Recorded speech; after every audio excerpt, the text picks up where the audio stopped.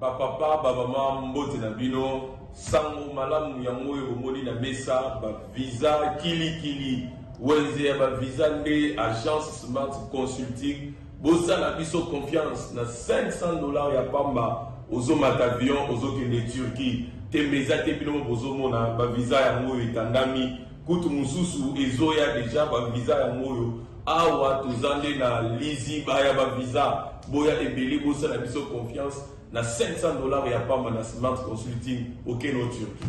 Bon, nous avons un doute, pas de doute. Na agence Smart Consulting, ils ont l'assurance, ils ont la rapidité. Zola camarades, cousins, cousines, ils ont la blague, ils ont notre côté, la réalité.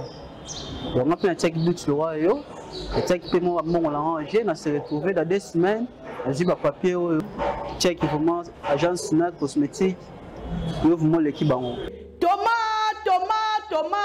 talandenge, ba visa ici et quoi belé, à une agence de voyage, Smart Consulting. Na $500 ya pamba. Ok, na yomboka papaya. Peuple congolais, mbote na bino, tous les cas qui déjà mal à liboso, aux deuxième fois tous les cas sous ba visa ya moyo, ya tout visa ya Canada, la fois passée tout le monde qui pour la Turquie. Les lots ya Canada, $500 ya pamba. Ozo voyager, ozo ke le Canada, tourna yo pe ezali. Les Canadiens Smart Consulting, tous en ouvrant pour Willery, $500 ya pamba au voyager, ok na yo Canada, ok kotama, ok tourisme. Tous zela yo boya et belé na $500 ya pamba, bokei na bino na Canada. Merci. Biso, tokolembate kolobati. Agence de voyage à l'Okuta bako pakatambangu, Smart Consulting, Bazabana, Smart Consulting. Merci Mbote, na bienvenue sur Sikabozali, Congolais d'un seul côté, Congolais des pères et des mères, bande cognon sur la République démocratique du Congo comme seconde patrie pour la Bango Topesi Binombote. Mercredi 24 août 2022, République démocratique du Congo, héritage Yabana Kinité. Héritage de la famille qui s'est qualité, héritage de la famille Bembate, héritage de la famille Kengote, la famille Fayolote, la famille Katumbite, la famille Kabila Tensokande, héritage de la Congolais Nyonso, au écoute na libota na bangora, na secrétaire général, il y a administration publique Temboko ezaka héritage pour na bango bandeko, olongo la likanisi oyoke, lokola boza batu ya kala na mokili, batu ba ko mettre un point de vue critique te pa na bino. Botika likanisi oyo dépassé par un journaliste pour na kolwa ko menacer to ko faire taire un autre journaliste eza likanisi moko ya malamu te botika makambo oyo ya koyebisaka na bato ke tokoki kotinda ya bambambati tokoki kosukisa ye eza likanisi moko malamu mingi te tata mokonzi ya ekolo Félix Tshisekedi Tshilombo ainauguraki mokolo ya lobi izini ya traitement ya régie des eaux oyo ezwami bongo na lemba imbu likambo wana izini wana eye mpona kosoulager bakilo wana oyo etali difficulté ya approvisionnement ya mai na bacommune mwa ebele oyo izini wana ekoki koapprovisionner tata mokonzi ya ekolo boyebi izini oyo pose ya première place esalamaka na mai je crois le 19 mai 2019, ce qui mémoire en anglais trahir Ngaïté, et bongo le 23 août 2022, Izinango Izalaki inauguré Bomoniango, na photo ana Jamar Kaboun na 4 basango,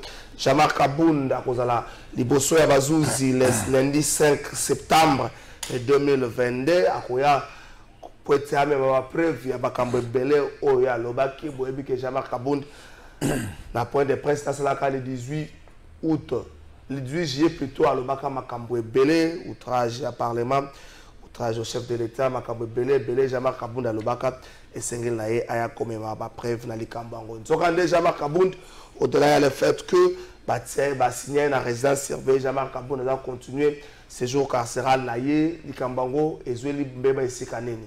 Parce que Jamar Kabound, le col a député, et bon qui n'est pas la raison surveillée à la Libanda et à Boloko. Donc quand la situation a prévenu, procureur a ici été lié à détention, lié au bomba moto pour bâtir une raison surveillée, ça dépend de mingi appareil judiciaire, il y a un dango. Mais le lui expliqué, attendre la prison centrale à Makala, à résidence surveillée. Et le quoi n'est-il mutuel, juriste moi makanisi moi ko bolunga na belé to ko lobela ngo pesa na émission na biso ya mokolo ya lelo. La RDC a besoin d'un leadership visionnaire, rassembleur et éclairer l'âge vital. La meilleure occasion, il y a rentré politique naïe salama ki bongo mokolo ya lundi. Phrase oyo et système baremo nangambo ya union sacrée bandoko mususu ya union sacrée bakanisi ete Vital Kamerhe attaque le chef de l'état sokande batu ya UNC bazo kanisa makambo na ndenge mususu to ko vandela yango penza na émission na biso ya mokolo ya lelo totikala kaka na Vital Kamerhe oyo ayambamaki lobby et pas ya ancien président nigérien Augustin Obasanjo à la séjour na Kinshasa. Vital Kamerhe rentré politique mokolo ya lundi mokolo ya mardi ayambami na invité de marque moko ya chef de l'état to comprendre nini na ba sortie ya mwana mboka Vital Kamerhe to kolobela yango na émission na biso ya mokolo lelo. Congolais de père et de mère, Congolais d'un seul côté na pesi binombote. Tata mokonzi ekolo conflit de terre et côté sakabatu na mabele, conflit de terre et bomaka batu. Avant de présenter bino ba invité, otenga titoke na régie totala elema oyo. Et Camboni nango ici la kate film yesu kutu batu ba sila ours et mati pour ceux qui ont fait la formation journalistique ba bi Camboni to benga ka ours. Mais conflit aux alliés na kati ya concession à AVC liboso bandaki na bandeko dal couple a beaucoup la 14 ans kapuko nzokande conflit ngwe bongwami ekomi na ndeko indien moko il semblerait que indien wana nende ali patron ya hôpital HJ balobi ya zui concession wana na 2020 nzokande bandeko ya AVC bazana concession wana bandakala mais conflit ekoti mais indien zui ndenge nini pardon, je m'excuse. Cuisine na droite etikali ayo ba chambre na gauche etikali ayo mutu moko aye asombika à salon etikali ayo donc na cuisine na droite etikali ayo na ba chambre na gauche etikali ayo mais salon ekomi aye ndenge nini ba ko tekela mutu bongo na sika ndako ya bato bazana la cadastre na l'affaire foncière plutôt bazape à un certain moment à la base il y a makambo moins belé à conflit de terre moins belé donc na régie to explication oh ya moko bandeko AVC bon to kozonga na présenter bino ba invité na biso mko ale AVC a comme un problème na ndeko indien si beaucoup na problème na ndeko indien na nani ba concasseurs tozomona matériel tozomona ndako batongi na sima tozomona ezali ya ndeko kapu côté ezali ya indien beaucoup na problème na indien ndengeni très bien indien tango kapuku amoni que to gagner procès en 2017 impossible ya ko exécuter parce que kapuku a qui représenté na nom moko ya Saddam que je ne sais pas imaginer la prononciation de ces noms. Et à chaque fois qu'on affrontait Awate, n'ignorez pas que Kapuku était ministre. N'ignorez pas que Kapuku était gouverneur.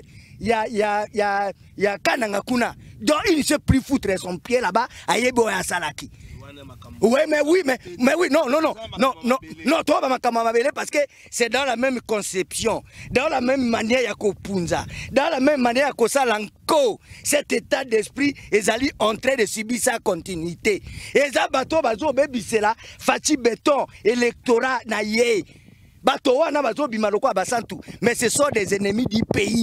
Parce que comment imagine non yoka mais papa trésor mais to comme na problème indien ngeni sachant cela baye basali ba mikana nyamu india yeko se retrouver pour un certificat amphithéose india lobité Congo ezala nzala il faut to na matembele il faut to na masangu il faut to na bambwengi pour to sauver Congo na nzala OK ba pesi esiko mais à ma grande surprise ba pesi esika ya nani parce que le jugement oyo ya 11 ozo pekisanga tanga oyo ya nila ki ba certificat nyonso etika ki exception kaka certificat numéro 8 ya AVC oyo eza représenté na madame la veuve Janina Yanga.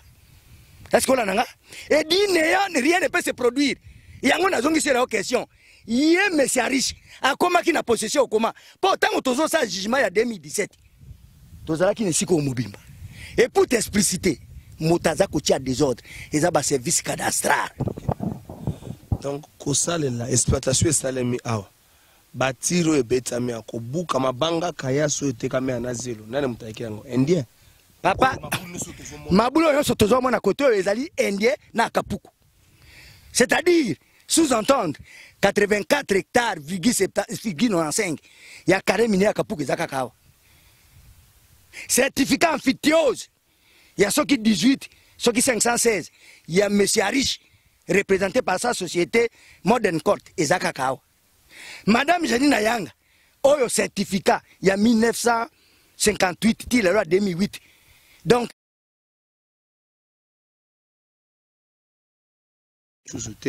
avec ça comme un problème n'andeko indien. Merci Nandeko Alva Image à niveau à régie. Nous espérons bien que le conflit est aussi là. Comme on dit que dans le Bakango, mbok ndako ya mbakabato epambola makamingi. Ndako po ya mbakabato zaka na sécurité.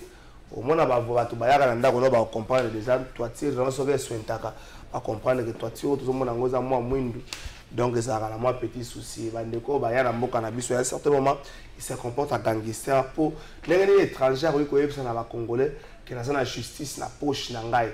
Na na ba autorité politico-militaire na poche na ngai pour azana moi makoki to pesa mboka na biso le Congo. Bible le ba que c'est la justice qui élève une nation. Non ba prière na ba nombre d'églises. Est-ce que ndenge Congo zo tambola bo justice ko tombola pesa mboka motuna esukeli wana na cadre kaka ya basango Délice Sanga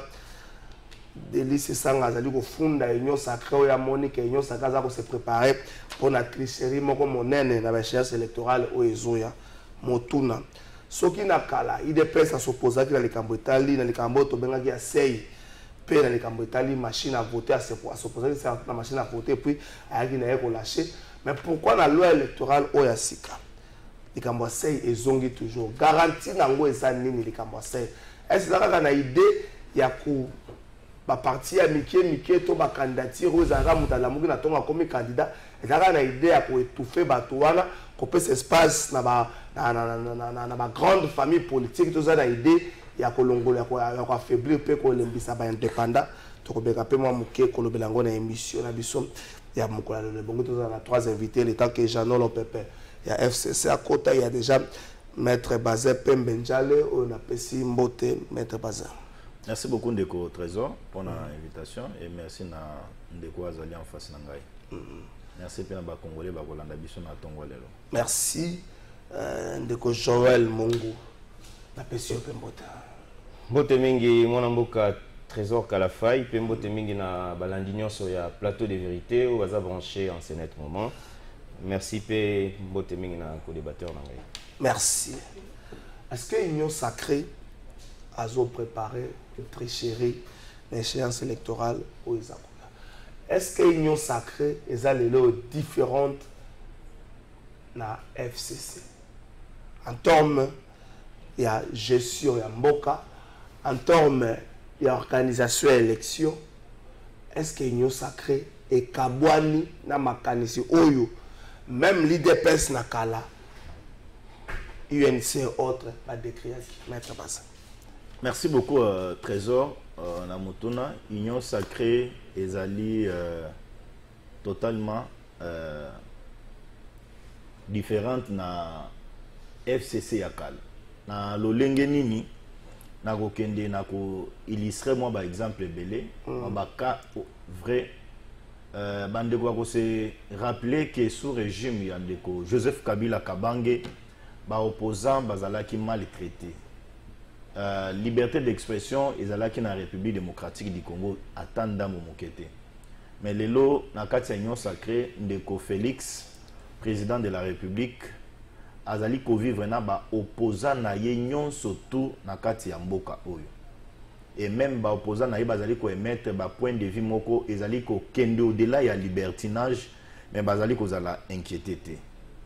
Et loko ya mibale union sacrée ezali totalement différent na FCC parce que union sacrée lelo ezali ko servir peuple congolais vu degré ya état de délabrement oyo bandeko ya FCC basile ko tika mboka. Lelo sous union sacrée sous régime ya Félix Antoine Tshilombo Tshisekedi ozali komona nzela ozali komona ba école ozali komona ba hôpitaux ozali komona ba centre de santé ozali komona transparence na gestion ya res publica de même que moi mbeba ezali quelque part parce que corruption et c'est là qui cause la neti cancer neti mode de vie et pas ya ba paisible citoyen congolais même certains responsables de l'eau bazali ko diriger na kati ya mboka na biso union sacrée ezali différent lisusu lelo na FCC ndeko nanga trésor na logique que sous régime ya ndeko ya FCC ebele ya bato tomonaki bango na kati ya mboko moto azokende kosala musala alors que salaire ezali na caractère moko alimentaire mais MI ba nouvelle unité azozala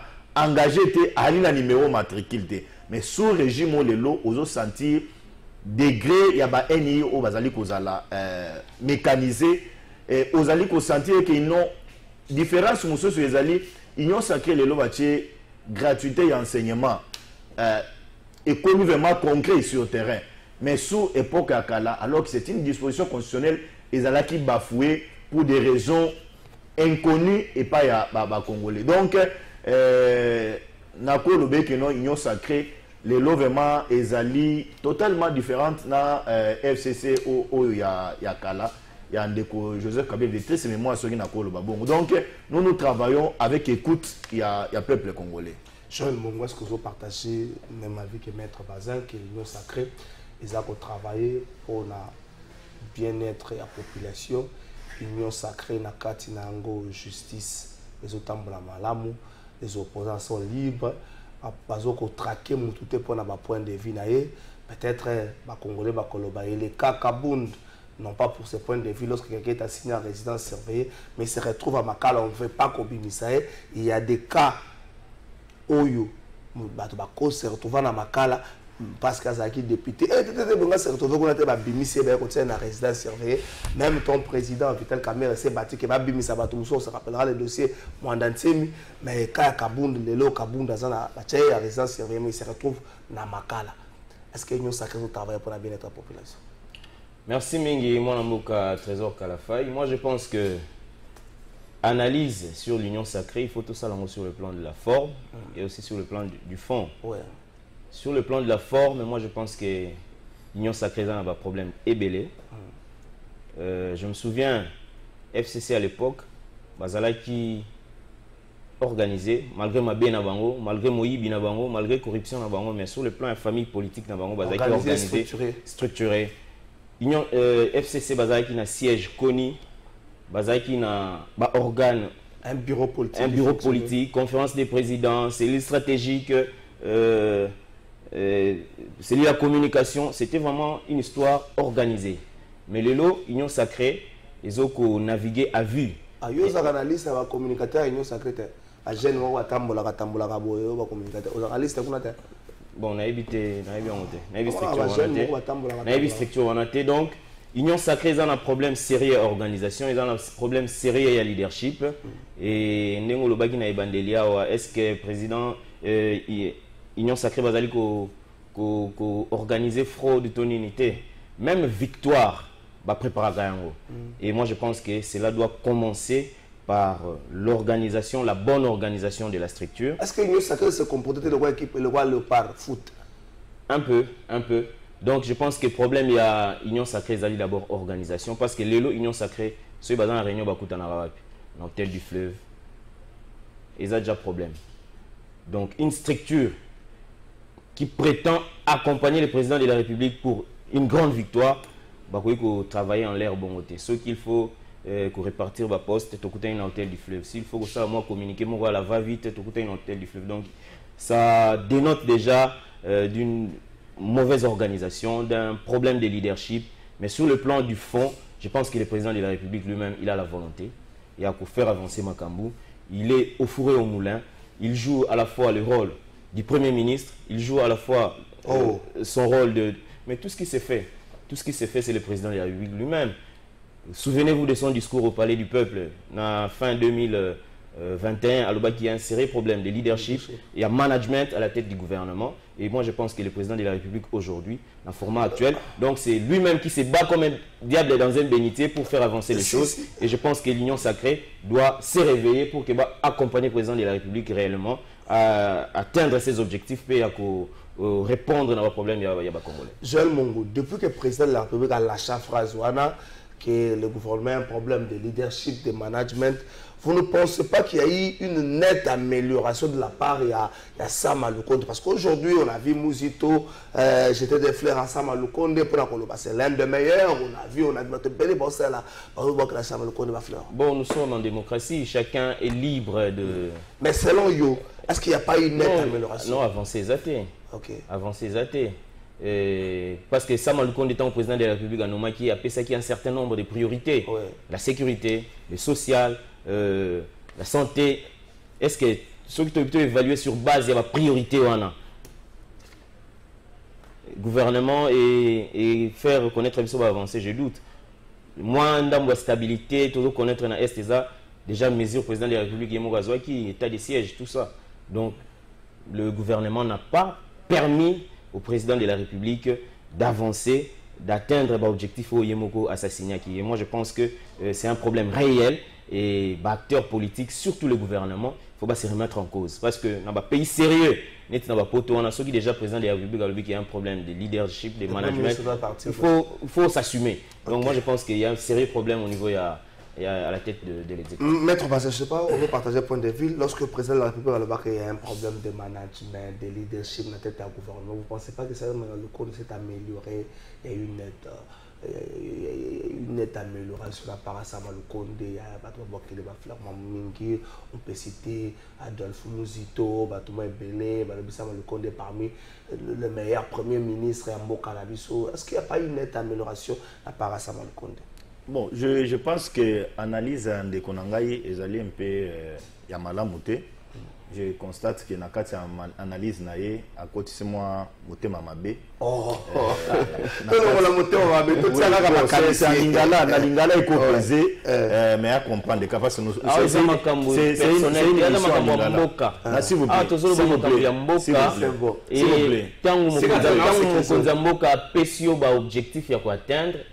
Il faut te donner les moyens sur le plan intellectuel, sur le plan managérial, sur le plan et la compétence pour atteindre yango. Donc, on a place à monter à ma béonate, tout ça, Congolais, que situation na bango ezandeni Congolais est baza sous l'insécurité yebi situation nini bazo traverser. Donc tant ozolo ba monter en mabe ezaneti ozo insulter ba Congolais bazolanda biso. Merci s'il vous plaît, insulte ça va OK mettre baza en sécurité. Ça c'est one is vraiment langage moko ya ko intimider adversaire parce que peuple ndazolanda biso ozolo bozo finga peuple mais ngana zo démontrer que non je sens moi dose ya motema mabe pendant rencontrer na ba argument je vais adresser ba objectif président de la République. S'il vous plaît, rencontrer en termes yaba objectif. S'il vous plaît, tant de paroles les épanaïs. Vous avez un stylo, vous avez fait une oreille pour noter. C'est bon, vas-y, là, sécuriser. Merci beaucoup. Je note le Kwaliboso. Nous avons renvoyé la Constitution. Il y a beaucoup de pour nous comprendre le pouvoir ni Premier ministre Azanango, dans le régime Obiso Tozanango, le conformément à la Constitution. Ça, c'est de un. De deux, Sama Lukonde est dans un gouvernement. Il est chef. C'est lui le premier ministre. Yende Moutou, mais il est accompagné de certains bras. Makolo, Maboko, Azana va ministre sectoriel. Il a des ministres sectoriels. Dans le domaine, surtout Sama Lukonde a un ministre. Et donc, ceux qui Sama Lukonde Azali ko travailler, bien tenir Yozali Koloba, qu'il a un problème managérial, donc y compris certains ministres. Il y a famille politique na yo. Parce que Bangondi va soutenir le Premier ministre dans le projet Oyazanango pour développer la République démocratique. Il doit impulser le leadership. L'impulsion, c'est correct. Mais chaque ministre est responsable dans le domaine du travail. Okay. Ils ont ce que nous appelons un job description. Ministre nous se seigneur la répondant dans le secteur de Konangaï. De trésor, tant que vous avez le Sama Lukonde a performant, nous avons fait ça élément. Nous avons reçu le premier ministre Matata Tamponyo. On a eu Sami Badibanga, on a eu Chibala. Nous avons eu le dernier avant Sama Lukonde, c'est Ilunga Kamba. Mais dans la performance, les lots, ils allaient sous leadership Yandeko Sama Lukonde. Okoki ko ignorer Yangote de Konangaï. même les recettes il y a ba régie où les ali kosala lelo il faut zwango ochango na actif il y a ndeko Sama Lukonde. Sama Lukonde a trouvé ce pays dans quel état avec quel budget. Il nous a laissé dans les 4 milliards si je ne me trompe pas. So il a bossé les chefs même ndeko nanga 5 milliards 7 milliards. Ouais. Mais aujourd'hui sous Sama Lukonde tous allez pour envoisiner budget moko il y a 11 milliards. Et ça c'est un aspect. Tant que de sous Sama Lukonde, vous avez un ministre et la fonction publique qui a donné un répertoire, il y a un MI mécanisé sous gestion, il y a Sama Lukonde, il y a un ministre de titel. Ne pas les reconnaître, il y a un ONG dit que non, il y a moins dose, il y a mauvaise foi, il n'y a pas nayo. Sama Lukonde, combien de médecins qui sont aujourd'hui mécanisés? Bien, même qu'ils va toucher dans le salaire, mais dans la fonction publique, l'essentiel d'abord avant au toucher, mais soit d'abord mécanisé. Zala n'a un numéro matricule et les restes des procédures et qu'il y a après. Depuis l'avènement Félix Tshisekedi na tête il y a presque 4000 médecins qui sont mécanisés. Depuis l'avènement Félix Tshisekedi. De côté on a ceux qui sont pour envoyer bisande konangai. Moi je ne dis pas que non Sama Lukonde a commis non. Là je vais trahir ma conscience. Mais il y a certains efforts. Même moi dans la classe, place à Bandako soit 5 sur 10, 4 sur 10, c'est ce qu'on a pour le babongo. À commune à 5 sur 10, il faut avoir courage. En tant que parent, il y a quoi oui, la monnaie avancé, mais tu dois faire un effort pour atteindre 8, pour atteindre 9 ou bien revenir à 7. Mais pas d'un coup de crier, je suis à Sama Lukonde, de Konangai et Ali Bienté. Union sacrée et il a problème il y a leadership Union sacrée il y a problème à siège je note que dans l'élément au lobby jusqu'à aujourd'hui Union sacrée n'a pas un statut oyo et cause là opposable na batonyo sur un moto a dérapé azala sanctionné sur base il y a règlement d'intérêt sur base à statut mais Union sacrée a un visionnaire. Union sacrée a un visionnaire. Tous nous sommes sur la vision du président de la République, Félix Antoine Tshilombo Tshisekedi. La vision. La vision dans le langage. Moi, je parle politique. Au sein de l'Union sacrée, s'il y a des divergences d'idées, on approche certains ténors de l'Union sacrée. On fait appel à Jean-Pierre Bemba, on fait appel à Ndeko, président Mbosso et à l'Assemblée nationale, on fait appel à président et à Sénat, on fait appel à secrétaire général et à UDPS, Augustin Kabouya, on fait appel au premier ministre Sama Lukonde. C'est retrouvé dans le fleuve Congo tel. C'est un cadre, un beau cadre pour parler politique. C'est un beau cadre pour parler politique. Mais n'a évité au Bino Boyolinga, tous les unions sacrées, tous les sangs na moto X, non. Même maintenant, là, il y a certaines qui politiques ils allaient se prononcer pour la réélection du président Félix en 2023. Si on n'a pas un siège, cela ne peut pas nous empêcher, il y a qui politique et se prononcer. Parce que nous avons des partis politiques, nous avons des plateformes politiques, nous avons les regroupements politiques composant l'Union sacrée. Les regroupements politiques, il faut se prononcer. Ceux qui disent qu'ils ont la réticence. Les autres sont en train de voir que non, s'il y a un problème au sein de l'Union sacrée, il y a le chef de l'État à contacter, il y a certaines personnalités politiques à contacter. C'est celui qui veut aller loin. C'est lui qui veut aller. Ménage sa mouture. Ok, merci. Alors, non, c'est pas question ici, Trésor. C'est pas question ici. C'est pas question ici. Aussi, c'est une phrase. 83 jours durant Bounagan Namaboko, il y a M23. Cette histoire ne vous choque plus, on dirait, qu'il y a 83 jours Bounagan Namaboko M23. Merci, mon amboka Trésor Kalafay.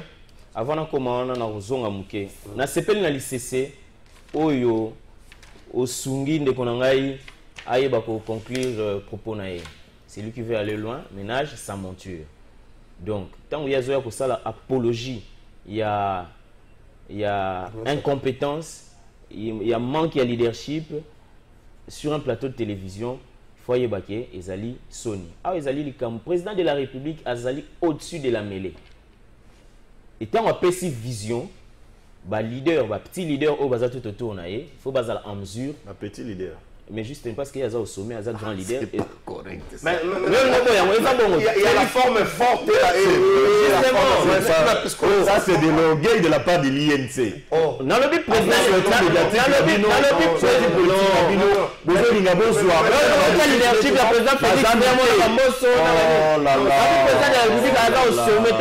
vision, petit leader tout autour. Kamé n'est pas parmi les petits. Mais président de la République Kamé n'est pas parmi les petits. Président de la République Kamé n'est pas parmi les petits. Président de la République Alva, d'ailleurs, nous avons que la réunion sacrée. Kamé Azalaka, il est représenté. Il est représenté. Je te confie sur le ministre. Il est représenté. On le fait rapport. On le fait rapport, monsieur. On le fait rapport. Président de la République, Azali au sommet, au-dessus de la mêlée. Et na Sénat, ils ont un petit leader Moussou Bazoya. N'est pas président de parti politique. Donc, il faut qu'on dise Mayango. Donc, c'est ça soutient le président de la République à réfléchir. L'Union sacrée va aux statuts, l'Union sacrée va aux sièges. On a président, il y a président de la République. Le président de la République n'a mis de faire réfléchir au Congo, l'Union sécurité ici dans l'Est, l'Union Congolais, il y a 3 fois. On a un président de la République. Donc, il faut tout distinguer entre les deux responsabilités. Autre le bar que ça malukonda sali va avancer. A tu même gratuité enseignement na bilan ça maté. Gratuité enseignement c'est les 100 jours. Quoi? Gratuité enseignement c'est les 100 jours. Tenez au vérifier. Oui, gratuité était lancée enseignement c'est les 100 jours. Je peux répondre du coup. C'est constitutionnel. C'est constitutionnel. La gratuité de l'enseignement c'est constitutionnel. Matérialisé par article 43 est constitutionnel. Matérialisé pas 100 jours. 100 jours c'est un projet. La gratuité de l'enseignement est constitutionnelle. C'est matérialisé par Félix Tshisekedi quand à travers le projet 100 jours. Non, s'il vous plaît, s'il vous plaît. Donc, s'il vous plaît, s'il vous plaît, s'il vous plaît.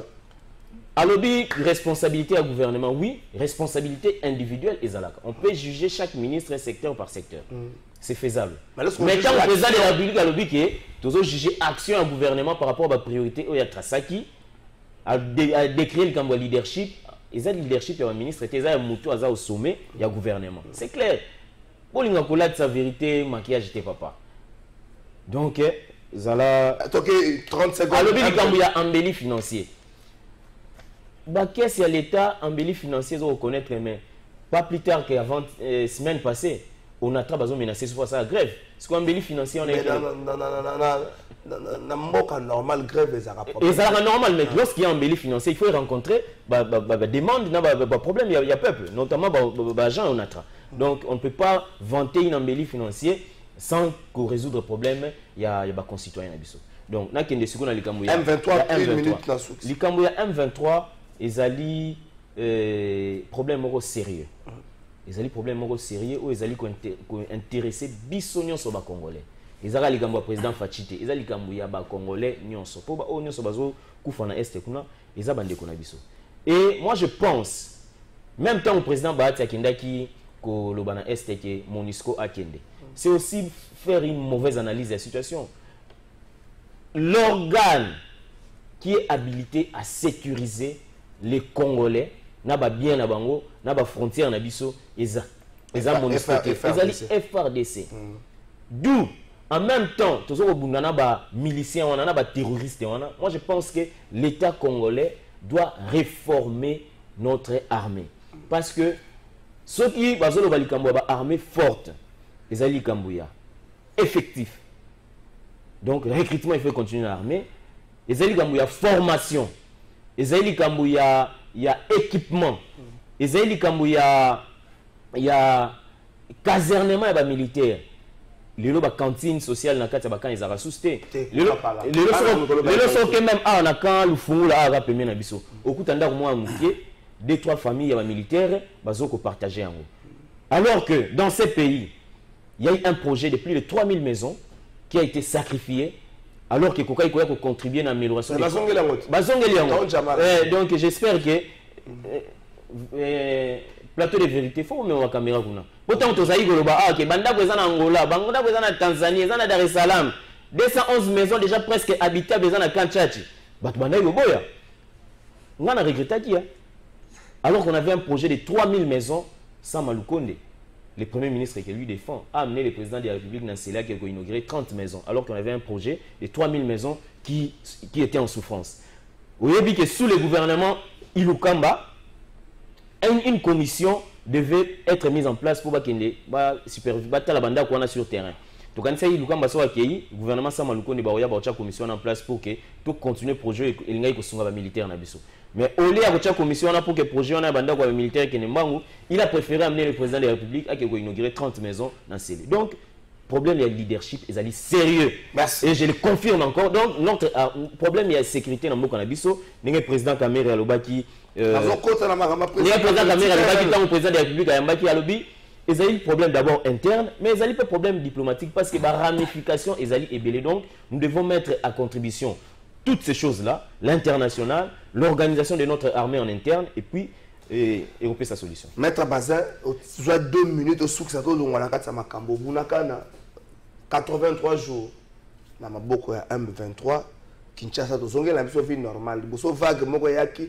Pour certains qui notent ministre, vice-premier ministre, ministre intérieur, Daniel Asselo, a l'embissé un peu moins flamme au Yubande Kobasaki Nango, tant que tu vas là, tu as tenu wana pour na Congolais mususu, tu vas bossa na makambona te. Du fait que le ministre interdisait yango, tu vas bossa na yango et on ne sait plus même compter les jours où Bunagana et tika la maboko ya M23. Oui, sur 2 minutes, tout ça, je vais encore me répéter pour ne pas Joël à comprendre Ngaï. Je l'ai dit, je réitère mes paroles, je constate une mauvaise foi et pas na dose, mais on a longué na dose, je constate une mauvaise foi criante et pas na on peut sauver élément.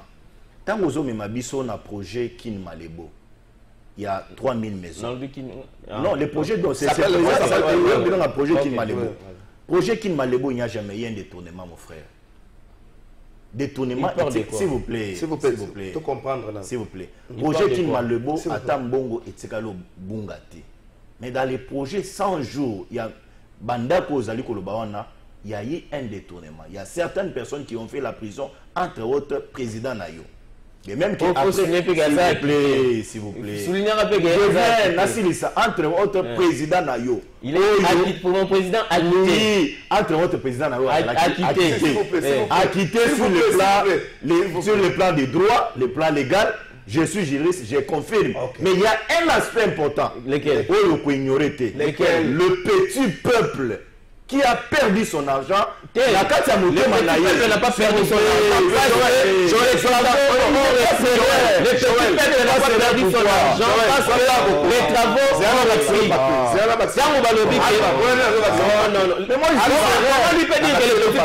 Comment lui peut dire que le petit peuple a perdu son argent alors que après acquittement, tout le monde a travaux et zongi. On a parlé.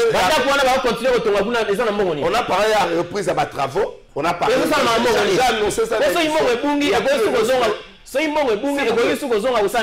vous plaît, Joël. J'ai annoncé reprise. Le procès Kamere était un complot politique et tu le sais. Joël, s'il vous plaît. Joël Mongo, s'il vous plaît. Pas plus tard. S'il vous plaît. Il y a 2 semaines avant. S'il vous plaît. Il aurait été Sylvain Moutombalobi que le procès Kamere a été diligenté par Kaboun. S'il vous plaît. S'il vous plaît. S'il vous plaît. S'il vous plaît. S'il vous plaît. Tout ce qu'il a été en style, ça y est noté. Et à combien de ça? On a une réplique. On a une réplique. Naza Serein. S'il vous plaît. Joël, s'il vous plaît. Joël, le mot s'il vous plaît. Joël, tu peux me laisser parler. Tu as indiqué un papier, note ce que l'histoire de dire. Tu vas répliquer après. Nazo noté boye que na projet kin malebo détournement éthique la kozalate. Et tina lelo misala mususu ezali ko continuer.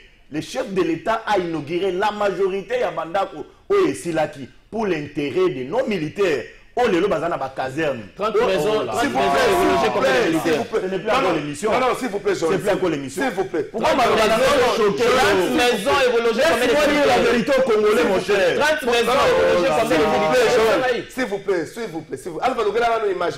Il faut noter que le projet pour Malebo est pour les officiers.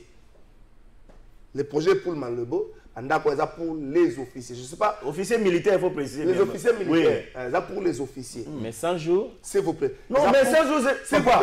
100 jours, c'est pour le reste de l'armée. Tu veux dire que les officiers, ils vont regarder dans le jeep, ils vont s'il vous plaît. Ah, je vais mon Dieu. Désolé, clignoter la minute, il sait comment faire un débat.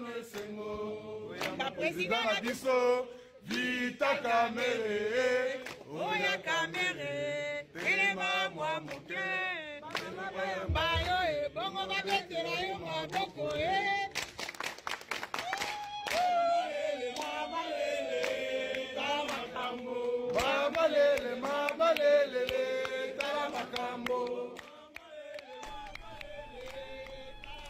INC na di siège moko il y a 500 000 dollars et na Kinshasa. Il y a ma cotisation, vente, il y a ma carte biométrique. Na mona batwa ma carte à 1000 dollars na INC. Caméra na prison na mona batwa ma carte à 1000 dollars. Siège moko à 500 000 dollars et robota na Kinshasa le roi liebo. Nous attendons voir cela. Vous allez camera malam qui va partir politique na comme na ba siège moko batu baza ko la mettre bazo mutaki na. Ndeko nazo ke na loma on a lingina rassurer na ndeko Sama Lukonde Kenge, premier ministre de la République démocratique du Congo. On a un service na ibako kolanda biso. Vous avez l'appui du peuple congolais. Boko sala musala. Congo ezaki na lidusu moko ya mulai. Mais bino boko bimisa ndambu. Vous avez la bénédiction à peuple la batoyenne. 83 jours. Voilà batoyenne. Nasi disane loko mososo ndeko trésor. Na bisandeko Joël, cher ami. Le projet 100 jours, oui, c'était un projet. Mais moi, je parle de la constitution de la République démocratique du Congo. Il y a février 2006, l'article 43, la gratuité, il y a enseignement. Enseignement primaire. Oui. Donc, et là, on a 100 jours. Parce que c'est la constitution que Félix Antoine Tshilombo Tshisekedi a coûté et il est venu concrétiser. Peut-être sûrement sur cette constitution. Il a concrétiser disposition où ils ont copieusement violé par Bandeko ya FCC. Au lobby Marambo ya S. Ok, non, tant que tu as Est, tu as l'analyse moko ya mabe ya MONUSCO. Non, la MONUSCO est venue ici chez nous sur base d'une résolution. Sur base d'une résolution parce qu'il y avait la guerre à l'est du pays. L'Assemblée nationale a autorisé à ce que la MONUSCO puisse venir pour tout bouter des robes à tout pour menacer Bissau à l'est.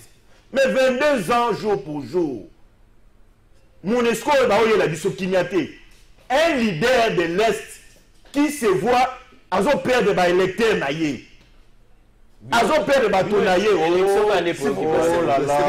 s'il vous plaît les élections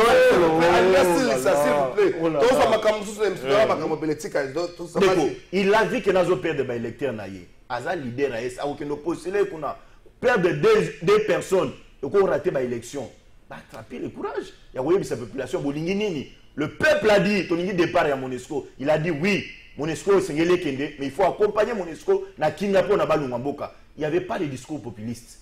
C'était le discours d'un responsable, un leader qui a dit qui a dit mon peuple na yazali kokufa. Et aujourd'hui, bato a copié sa bati raison. Tu as vu les communiqués de la MONUSCO. Si bato misato bakufaki, la MONUSCO a qualifié ça de grave. Et le long na Butembo, il y a un retrait. Il y a MONUSCO, bato copié sa bati raison. Il y a eu retrait, il y a MONUSCO la bouteille. La bouteille, mon décotrésor pour ça. Pour la voyer du sabat. Il y a eu une attaque hier matin à Butembo. Décotrésor pour la voyer du sabat. Bat ne s'est pas limité qu'un message à MONUSCO. Bat a appelé les jeunes à rejoindre l'armée Nabiso. Cocotte un recrutement aux amis pour ça là. Pour être tous armée moko nationale. Ça c'était un discours responsable. Bunagana c'est un choc pour moi. Parce que nous perdons 8 à 10 millions de dollars. 8 000 à 10 millions de dollars, quelque chose comme ça, que nous perdons chaque mois depuis que Bunagana, ils ont un bon union sur le lot, ils ont qu'il y a beaucoup, il y a terroristes, il y a M23. Moi, ça peut me choquer. Mais je suis confiant. Parce que les questions sécuritaires et s'analysent à la place publique était. C'est que le gouvernement est en train de mijoter. C'est que l'armée est en train de faire. On ne peut pas étaler ça à la place publique. Mais moi, je suis rassurant. Koloka ministre et le gouvernement, porte-parole du gouvernement, il y a des stratégies où ils sont mis déjà en place. À bientôt, nous allons récupérer Bunagana. Et moi, j'en appelle à mes frères qui sont à Bunagana à coopérer avec l'armée. C'est ça le discours responsable. Bino Bokolobe que non, vous allez descendre à l'est du pays pour consulter l'ambassadeur, pour consulter la société civile. Quelle est la recette Yassika? Au Bino Bokomemango. Attendons voir. Beaucoup de manines. Et puis, vos résolutions, vous allez remettre ça à qui? Parce que Tshisekedi, pour le président de la République, l'état de siège, c'est une voie de solution pour ramener la paix en République démocratique du Congo. Recette que vous proposez, qui vous a donné un mandat? C'est du populisme. Merci. Pour aveugler le peuple congolais. Merci, surtout ça l'émission, s'il vous plaît, La RDC a besoin d'un leadership visionnaire, assemblaire et éclairé. Lâche Vital Kamerhe dans l'occasion et à rentrer politique naïe Mokola Lendi. Cette phrase, écrit-moi Raymond Nangamba et Nyon Sacré. Je ne sais pas si Maître Bazin a zappé la liste à bateau, à mon avis que Vital Kamerhe a taclé le président de la République, Joël Mongo. Bino Moko na Kati. Vous dites, pour le baki nini. Mais il faut rappeler que Vital Kamerhe me connaît comme mon ami. Mon ami, il est le plus mon ami au passage. Je demandais la vidéo, malheureusement, Patine de Linga Yangote. Je pense qu'avant la commande, vous avez 2 minutes. 2 minutes. Vous avez 2 minutes dans 4 minutes. Oui, Sandeko. Alors, gratuité est constitutionnelle. Mais la constitution date de 2006. Et pendant 18 ans, Joseph Kabila n'a pas matérialisé ça. Oui. Ça veut dire la matérialisation de la gratuité peut s'identifier dans les temps. Il y a un lobby qui est gratuité et commis effectif avec le projet 100 jours. Il n'y a pas de débat là-dessus. Il n'y a pas de débat là-dessus. Comprenez de Bazin. Là, on a débat égalité. Merci. Projet, il y a 100 jours. On a une évaluation dans la présidence, on a réussite à 73%. 73%. Ça veut dire que le projet est en faiblesse. Mais 73% de réussite. Tant que le projet 100 jours, maison préfabriquée, Banbong et Bungi. Mais puis, ce clamat innocence du président Kamerhe pendant 2 ans. Bazaï Koboya. Mais ce qui est Bungaki. Banda ko na bazongeli ko tonga na Kanchach et ça mambongo ni. Banda ko zaï ko traîner na Tanzanie na Angola. Même ces pays frères babengi babiso iboye ko zo banda ko na binote to ko teka ngwa vente publique. Olanda kité. Siko banda ko traîner ko ne so mama ina mbongo ni. Donc otika ko tia intox na mitwa ba Congo. Le président Kamerhe est acquitté. Aujourd'hui, il a fait sa rentrée politique et avant sa rentrée politique, il a été reçu par le président de la République. Oye bien. Basola qui pendant plusieurs minutes. Et tant aux Olobake, la résolution de la consultation a opé sa nani, a opé sa président de la République, a opé sa hôtel, a opé sa président de la République, a opé sa président de la République. Au moment où il lobby na rencontre ancien président Obasanjo, na ministre des Affaires étrangères, au moment où il associé Vital Kamerhe, associé Pwani, pas un ministre. Donc il y a que Kamerhe maîtrise ces pays. Kamerhe à la compétence pour contribuer à l'avancement de Yambo Cannabis. On a 1 minute. Donc, Nalikambu ya la RDC a besoin d'un leadership. Oui, non, comment on a 1 minute. Mais, non, le président de la République, à l'Obaki, Likambu leadership na Assemblée nationale. Problème, il y a leadership, et ça, dans le sommet, il y a l'État. Partout, quand on lève à PCO responsabilité, tenir responsabilité, il faut ça la preuve, il y a leadership, preuve, il y a responsabilité, preuve, il y a compétence. Donc, Bato Bazo Kanisake, président Vital a visé le président de la République, Bozo Mikosa. Donc, lorsque le président de l'UNC, mon président Vital Kamerhe, parle du leadership, Azo s'adressait à Congolais Nyonso, aux la chef des rues, aux la chef des quartiers, aux la bourgmestre, aux la maire de la ville, gouverneur, président de l'Assemblée provinciale. Il faut ça la preuve. Même président du Sénat. Pour n'a pas de il y a détournement pénalité. Merci. Donc, lorsque le président Vital parle des problèmes de leadership, Azali Koloba, le président de la République, il parle à tout Congolais, à une portion de responsabilité. Aujourd'hui, il y a un siège à UNC. Avant, secrétaire général Billy Kamba, les 5 étoiles, on a PCP Mbote. Il y a aux affaires, il y a précédent qui est à lancer qui opération $1 pour mon parti. Au début que UNC, Tozana, bon le bilan comme carte. Mon carte à UNC, commune silver. Silver, ça veut dire la carte à $100. Carte ordinaire à UNC, comme ordinaire na place à rouge, c'est 5 000 francs. En tant que cadre, na sombi à $100 silver. Platinum pèse-ali. Platinum mais à $1000. Et carte à $500 pèse-ali. Il n'y a pas plus tard que dimanche passé, une sœur à moi, Zali, coordonnatrice et en mobilisation, il y a INC dans la ville à Kinshasa, a renouvelé carte à Sombi, carte à $1000, à Sombi on a $2000. Donc à l'UNC, les gens cotisent, les gens Nous sommes un parti politique, c'est d'abord son organisation. Pardon, 30 secondes. Vous voyez que siège UNC avec nos moyens. Merci. So il organise que tu s'organiser, tu vas sa partie ces sièges-là, nous l'UNC, nous allons le construire avec nos moyens. Merci. Maître Bazé, je crois que vous avez rassuré. Le caméra n'a pas attaqué le président de la République. La phrase lorsqu'on a qu'il a sa de leadership visionnaire, rassemblé, rééclairé. Alors, le président de la République, il a Congolais à tous les niveaux, nous avons portion de responsabilité en Bok. Ce qui va nous rebalancer à 30 secondes. Ndeko Trésor, tu sais, Bandeko ya INC, va comprendre que Congolais les lots a commis maillé les belés.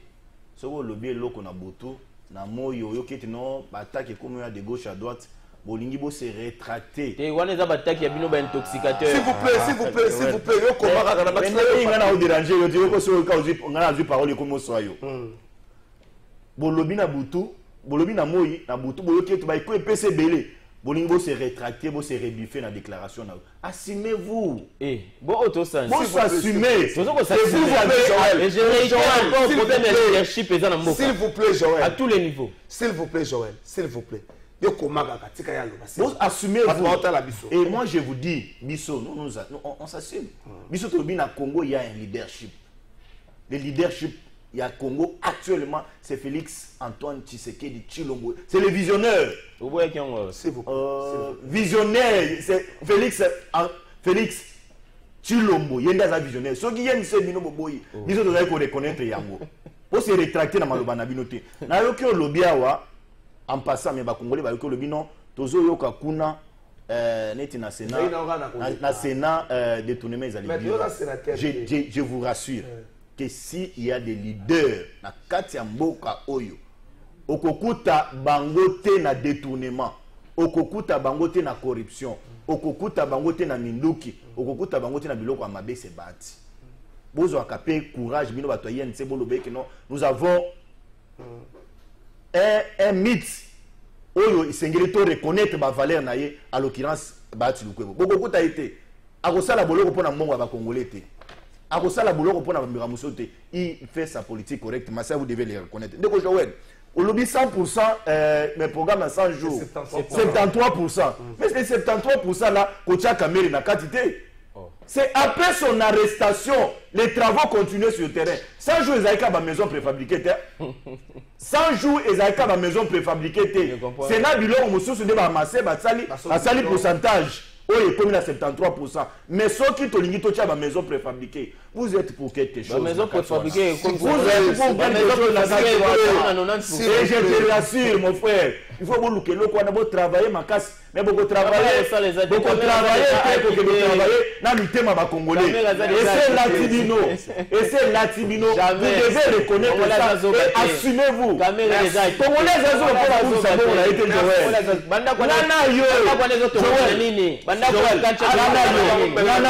Nanayo.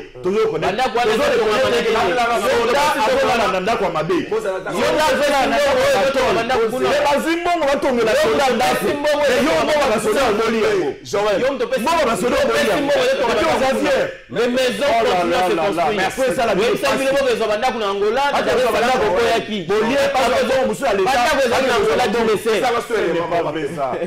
merci. Jamais. S'il vous plaît. S'il vous plaît. Arrangement politique, arrangement politique. Arrangement politique. S'il vous plaît. Arrangement politique. Arrangement politique. Mon frère, justice c'est quoi la peuple. Ba concasseurs tozomona matériel tozomona ndako batongi na sima tozomona ezali ya ndeko kapuko te ezali ya indien beaucoup na problème na indien ndengeni très bien indien tango kapuku. Merci, je vois que c'est calmé cette fois-ci. Bonjour Trésor, Maître Bazin, Azolo Bani na plateau projet Kin Malebo, ezali projet ya Kabila ndé à Tikaka yango. Donc Maître Alukaba information bien pour na dossier oyo Die Mayele. Bonjour Trésor Ndeko. Tuna ndeko ya UNC boye plan na bango wana tomonaki na sortie médiatique ya Vital Kamerhe mbongo ekouta wapi Joël Makani ndeko sa répondre nango Bonjour Trésor, Eza Elvis, tout na maître Bazin, Union sacrée, Zalaka vision, to et comment parti politique pour Union Sokaka, Union sacrée, Aye Bisabiso, Jonathan Kolela. Bonjour Ndeko Trésor, Ndeko UNC Azolo Banini, Bango na maître Bazin, Bazana Ndaku Moko, Atika Makelele, Wana na plateau, c'est pas bon, Félix Bonguma. Bonjour Trésor, tout le monde ya INC, Azolo Baebele, ya Pamba, Vital Kamere Lelo, Aza Libanda, Ezapo Félix Nde Alinga qui abima na prison wana, Didier Lenga. Bonjour Trésor, pourquoi Maître Bazin a toujours des propos non courtois au cours des émissions? Il nous déçoit, c'est John Munga depuis Ngalema. Oh, Asaleneni. Bonjour Trésor, Ibsan de Bazin Atika Ndeko Kimi, Atika Ndeko Kumi Saba politicien Oyo Baza faible, eza donc King Bonga na Ngaba. Bonjour Trésor, Ndeko Joël Atika ko déranger na émission, c'est pas dit à Monga Fula. Merci beaucoup. Vraiment, vraiment bolimbisa botika. So muninga zolo ba botiki muninga lobi. Tokomi na so. S'il vous plaît Joël, s'il vous plaît. Mais ba conseiller de Joël. S'il vous plaît. Jean-Marc Abound. Jean-Marc Abound oyo nakotanga, Janolo Pepe nakotanga mokando komele IGF. Janolo Pepe osenga ba auditer na peji la lingeti. Azo senga. Ça va konze ko les a demande ba congolais. Même nzambe zinga na ye atia ba ange ba atuna ka bango est-ce que na sali Seigneur tata ba konze ko soki nzamba zo tuna ange muto na sali soka abongi. Ndenga nini si la lingeti ba tuna ye mituna te Janolo Pepe komeli. Tokosala eloko makelele makasi ba auditer jila lingeti ba auditer ba tuna penanu tozoyoka pe kote kuna alobelo kote mikolo ba bi circulaire moko soko lobi ba kenai ba kotuna kutu même pas mandat ba keno mbala moko Jean-Marc Abounda ba no to sa pesa minute une minute pesa Jean-Marc Abounda akozala le 5 septembre liboso ya ba juge mais ba tumususu ba juge ça ba kasi ya entorse na likambo na ye parce que le roi ba sinaki na résidence surveillée ebongi azala na libanda ya boloko na résidence surveillée c'est vrai le procureur a reçu ko pona esika mais kotika la naye na prison ezali eloko moko ezali ko la tâche ya mafuta ya mbila na chemise ya pembe ya état de droit. Avant tout, on a remercié nos téléspectateurs nyonso batindi ba message. Ceux qui bomoni que à chaque fois ndeko Bazin alinga ko sa formule alinga ko sa kadi oshana mito ba congolais tozotika yango elekate po awa ezali plateau de vérité. Et merci du fait que vous constatez qu'il soutient des leaders politiques faibles. Les téléspectateurs n'aiment pas lobby. Merci. Confirmer le président de la République sur le problème de leadership. Likambouya, Jean-Marc Kabound. Moi, je pense que les juges azali pe na pouvoir d'appréciation. Parce que tout le monde a procès à président Vital Kamere. Vous constatez que après avoir demandé liberté provisoire plusieurs fois, plus 20 fois. Ouais, tant le juge a apprécié, va accorder yango, va décider qu'il va dans centre Nganda avant d'aller dans centre Nganda. Moi je pense que tous les état des droits, nous sommes libre européen sa prétention naie. Donc la défense de Jean-Marc Kaboun va continuer à argumenter jusqu'à ce que va convaincre intime conviction un juge à rencontrer attendre na bango. Donc je pense que le problème est à tes côtés. Mais maître Bazepembe. Merci beaucoup Ndeko Trésor. Na dossier à Jean-Marc Kaboun na cela que expliquer ngwe bel na média. Abi Kaboun ba bengisi plusieurs fois à l'Assemblée nationale à la qui s'y refie na bando qualifié. Oui, na bando qualifié en d'une rébellion, même la justice il a appelé, accueilli, il a répondu autorisation et Pessamaki après bah, autorisé bah, lever bah, militaire. Aujourd'hui il est en prison de Trésor. On a décrié comportement où il y a arrêt, il y a bandé ko accordé nini comment baba azala na résidence surveillée qui arrêt on les a qui moi fallait pas déterminer mais juge a estimé que à cause de la paix détenue dans la prison à Makala, on les a lié conviction, il y a un magistrat, on ne peut pas en débattre là. Au stade actuel, on a préparé l'élément de défense. Mais je dis à Jean-Marc Kaboun, il y a Jean-Marc Kaboun, que Bazali Bande, comme on a un courte joie. Parce que c'est que Kaboun a fait, mais moi j'ai fustigé cela. Dans le plateau de la télévision, on a loué l'action à Kaboun. Mais à la dernière minute, il m'a déçu par. à partir il y a sortie médiatique na ye ou ya salaki na date ya le 18 si je me trompe pas. Le 18 juillet à salaki sortie médiatique moko non contrôlée, c'était du populisme sans prendre au président de la République inutilement alors qu'il n'avait pas de preuves. Maintenant s'il s'en attend d'antenne nangai il a remercié chef de l'État de Konangai. Quartier Salongo, quartier Révolution, quartier Kimfuka, quartier Mbwala, quartier Mboma, quartier Makiokele, quartier Boumbu, Kutu, Mabinda, na commune à Kimbantseke. Bakozala siko servi na mai à partir ya usine ya Lemba Imvu. Et ça c'est une action qu'il faut encourager. Mais nous allons constater qu'il y a une seule chose, médiatisation, il y a action wana ezalité. Parce que c'est une œuvre moko au la qui s'abattu que non. Merci. Mais le lot bakozwa mai. C'est sous Félix. Mais médiatisation il y a l'autre wana ezalité. Merci Maître Bazin, merci Joël Mongu. Jean-Non Pepe, merci Nayo à présenter l'excuse d'un gars mon nom qui n'a arrêté d'aller comme santé parce que la canango j'étais alva image nazo funda mais là tant le loko et na autant on a 1 minute za mais ça nango mingi te za ba écrit comme moi minene ezali mokanda oyo ndeko Jean-Non Pepe a déposé na présidence na mona qui réception na primature na cour des comptes makambo belé concerne la nécessité de contrôler d'auditer l'inspection générale des finances pour garantir sa crédibilité étant service public de l'État. Monsieur le Président, par la présente, je me permets de vous approcher pour ces dons. L'objet est repris en concerne. En effet, dans cette correspondance, je vous exhorte, conformément aux dispositions des articles 31 et 32 de la loi organique numéro 18/024 du 13 novembre 2018, portant composition, organisation et fonctionnement de la Cour des comptes et de l'article 119 de la loi numéro 011/011 du 13 juillet 2011 relative aux finances publiques. Il m'est utile de rappeler à votre autorité que cette démarche des maires citoyennes et républicaines dans les soucis de redorer davantage l'image de l'inspection générale des finances vis-à-vis de l'opinion nationale et internationale. Votre gouverneur, le législateur a circonscrit et encadré les pouvoirs de contrôler sur la gestion des finances publiques à travers différents services publics de l'État. C'est dans cette optique que même l'inspection générale des finances ne peut s'écarter dans cet exercice de contrôle et d'audit dans la mesure où l'inspection générale bénéficie d'une allocation budgétaire conséquente. Veuillez agréer, Monsieur le Président de la République, veuillez agréer, Monsieur le Président de la Cour des comptes, les assurances de ma parfaite considération. Jean-Non Pepe, avocat. Hey, IGF, va contrôler. Hey, IGF, va contrôler. Hey, IGF, va contrôler. Alvena Funda. Hey, IGF, va contrôler. IGF va contrôler yo. Si on va contrôler yo, on yo kabato va comme d'accord répondre. Et là on est va contrôler. Nous avons même contrôler mon kid. Hey, IGF va